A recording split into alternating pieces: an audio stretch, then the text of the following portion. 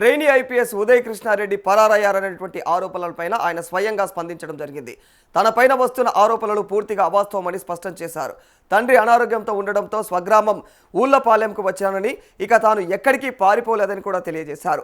న్యాయ వ్యవస్థ, పోలీసు వ్యవస్థలపైన పూర్తి నమ్మకంతోనే విచారణకు సహకరిస్తున్నానని కూడా తెలియజేశారు. కేసు ప్రస్తుతం కోర్టు పరిధిలో ఉన్నందున పూర్తి వివరాలు ఇంకా వెల్లడించలేనని, మరి చట్టపరమైనటువంటి ప్రక్రియలోనే తన నిర్దోషిత్వాన్ని నిరూపించుకుంటారని కూడా పేర్కొన్నారు. ఇక మరి తాను పూర్తి గ్రామీణ నేపథ్యం నుంచి వచ్చినటువంటి వ్యక్తినని, తన శాశ్వత చిరునామాకు ఎలాంటి నోటీసులు కూడా అందలేదనైతే ఆయన వెల్లడించారు.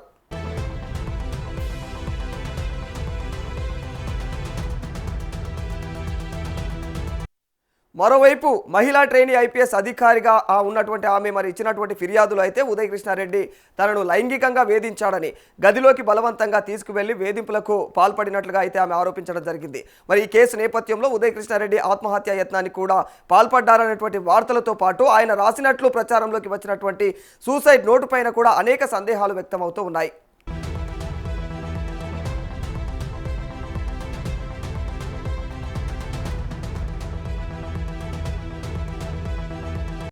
ఇదే సమయంలో కోర్టు ఆదేశాల మేరకు ఆయనను అదుపులోకి తీసుకోవాల్సి ఉండగా తప్పించుకొని తిరుగుతూ ఉన్నారన్నటువంటి ఆరోపణలు అయితే వస్తూ ఉన్నాయి. మరి నోటీసులు పంపిన తర్వాత కనిపించకుండా ఎవరైతే అదే పోయాడని కూడా అయితే పోలీసులు పేర్కొంటా ఉన్నారు. అయితే ఈ ఆరోపణలన్నింటినీ కూడా ఉదయ్ కృష్ణారెడ్డి ఖండిస్తూ తాను పరారీలో లేనని, చట్టపరమైనటువంటి విచారణకు సహకరిస్తున్నానని కూడా స్పష్టం చేశారు.